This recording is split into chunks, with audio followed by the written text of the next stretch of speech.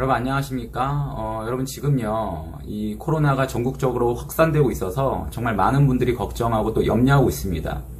저도 지금 이 코로나가 하루속히 잠잠해지기만을 지금 기도하고 있는데요. 그런데 제가 이런 상황 가운데 조금 안타까운 것이 뭐냐면 현 정권이 이 코로나 확산의 책임을 모두 다 교회로 돌려서 지금 자신들의 그 현 정권의 방역 실패를 회피하려 하고 있다라는 것입니다. 여러분, 제가 왜 현 정권의 이런 태도가 이해가 안 되냐면요. 과거 방역 실패의 책임은 정부에 있다라고 아주 자신있게 외친 사람이 누구냐? 바로 현 정권과 이 문재인 대통령입니다. 그런데 현 정권, 그리고 이 문재인 대통령은요, 과거 자신들이 했던 이 발언을 다 지워버리고 지금 오히려 이 자신들의 방역 실패를 인정하지 않고 교회를 희생양 삼아서 넘어가려 하고 있다라는 거예요. 이게 문제라는 것입니다. 물론 이 교회 역시도 지금 이 코로나 확진자의 어떤 통로가 되고 있다라는 점에서 저 역시 안타깝게 생각을 합니다. 그런데요, 그렇다고 해서 이 모든 책임이, 이 코로나 확산의 모든 책임이 교회에 있는 것이 아니에요. 교회가 가해자가 아닙니다. 교회 역시도요, 이 코로나 확산의 피해자라는 거예요. 그런데 대통령과 현 정권이 이런 식으로 지금 몰아가고 있으니까 여론의 모든 화살이 교회를 향해 지금 꽂히고 있습니다. 그래서 지금 교회를 향한 이 혐오와 비난이요, 지금 선을 넘고 있어요. 심지어는 코로나 환자가 없는 교회임에도 불구하고 단지 8.15 집회에 참여한 사람이 있다는 이유로 이 교회가 강제 폐쇄를 당하고요. 이를 신고한 사람은 아주 의인이 되어서 자랑스럽게 인터뷰하는 상황까지 만들어지고 있는 것입니다. 여러분 오해할까봐 제가 하나 더 말씀드리면요. 지금 이렇게 강제 폐쇄 당한 교회 있잖아요. 근데 여기서 그 집회 참여한 분들은 직접 코로나 검사를 받고 다 음성 판정을 받았습니다. 그런데도 지금 이 교회에 대해서 폐쇄 조치가 내려진 거예요. 그리고 또 다른 어떤 목사님 교회는요, 방역 수칙을 지키면서 정말 최소한으로 모여서 그 수칙에 따라 예배하는 교회였음에도 불구하고 이를 누가 신고해서 예배가 도중 멈추는 일도 발생했다고 합니다. 그래서 이 목사님은요, 지금 너무 억울해서 직접 처음글까지 올렸습니다.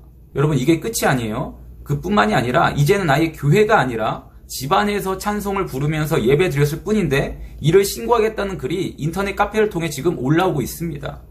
아니 영상 예배 드리라고 해서 집에서 이 영상을 통해 가정 예배 드렸더니 찬송 소리가 들렸다고 지금 신고를 한다는 거예요. 그래서 많은 사람들이 이것을 신고해야 된다고 지금 이 댓글을 달고 있어요. 즉 집에서 찬송 부르고 예배 드리면 바로 코로나 환자로 의심부터 해서 신고당할 수 있다라는 거죠. 여러분 지금 이런 상황이 이해가 되십니까? 정말 많은 분들이요, 이 코로나를 핑계로 이런 말들을 했습니다. 아니 꼭 교회에 모여서 예배 드려야 되냐? 집에서도 얼마든지 예배 드릴 수 있지 않냐? 이 시기에는 좀 조심하면서 집에서 예배 드려라. 교회에 모이지 말아라. 근데 여러분 한번 보세요.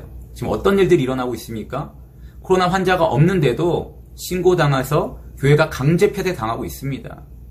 이제는 예배를 드리면 적폐가 되는 세상이 되었고요. 심지어는 정말 정부 방침에 따라 집에서 예배를 드리는데 집에서 찬송을 불렀을 뿐인데 신고당할 수 있는 그런 세상이 지금 만들어지고 있는 거예요. 이전에 제가 지금 우리나라의 가장 큰 위기는 이 코로나, 이 전염병이 아니라 교회의 문이 닫히는 것이란 이런 영상을 올린 적이 있습니다. 교회가 철저히 방역 체계를 준수하며 예배 드려야 하는 것은 당연하지만 이런 흐름을 통해서 교회의 문을 닫으려는 세력에게 절대 굴복하면 안 된다는 영상이었습니다. 그런데요, 지금 그 염려가 이 현실로 나타나고 있음에 제가 정말 마음이 아픕니다. 여러분, 지금요, 정말 디모데후서 이 3장의 말씀처럼 정말 마지막 때 이 말세에 고통하는 때가 점점 다가오고 있는 것 같습니다. 여러분, 사단은요, 이 말세, 이 마지막 때가 가까이 오면 우리에게서 가장 먼저 예배를 뺏을 것이고 또 찬송과 기도를 뺏을 것입니다. 왜요? 이것이 우리 삶의 존재 목적이기 때문이에요. 예배 드리는 것, 하나님께 찬양하는 것이 우리 삶의 존재 목적이기 때문에 사단은 이것을 가장 먼저 빼앗으려 한다라는 것이죠. 이사야 43장 21절에 이렇게 증거합니다. 이 백성은 내가 나를 위해 지었나니 나를 찬송하게 하려 함이라. 아멘. 즉 이 모든 것이, 이런 모든 흐름이 어떻게든 우리 예배를 막고 찬양과 기도를 막으려는 사단의 역사라는 것이죠. 여러분 그렇기 때문에 우리는 이런 사단의 역사를 알고 깨달아서 분별할 수 있어야 됩니다. 물론 계속 말씀드리지만, 거듭 말씀드리지만 교회가 정말 방역체계에 앞장서고 조심해야 됩니다. 그런데 그렇다고 해서 교회의 문을 닫는 것을 당연시 여기면 안 된다는 거예요. 사단은 어떻게든 우리의 예배를 막으려고 할 것이기 때문에, 우리에게서 찬양을 빼앗으려 할 것이기 때문에 우리는 이런 흐름에 주눅 들거나 굴복하지 말고 끝까지 복음으로 돌파해야 된다라는 것입니다. 왜요? 우리가 이것에 한 걸음 뒤로 물러서면 결국 교회의 문이 닫히는 것으로 끝나는 것이 아니라 결국에는 지금 이런 인터넷 카페 또 이런 신고를 통해서 알 수 있듯이 집에서도 예배 드릴 수 없는, 집에서도 찬양할 수 없는 그런 상황들이 얼마든지 펼쳐질 수 있다라는 것이죠.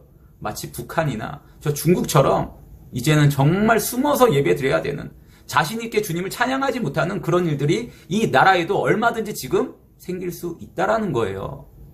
그러므로 바라기는 이런 시대적 흐름 속에 휩쓸려서 떠내려가는 것이 아니라 오직 시대를 분별하며 말씀으로 복음으로 돌파하시는, 그래서 주님 오시는 그날까지 예배하며 찬양하기를 멈추지 않는, 우리 존재 목적대로 오직 하나님께 영광 돌리기를 멈추지 않는 이 땅의 모든, 이 나라의 모든 교회가 되기를 이 시간 주님의 이름으로 간절히 축원합니다.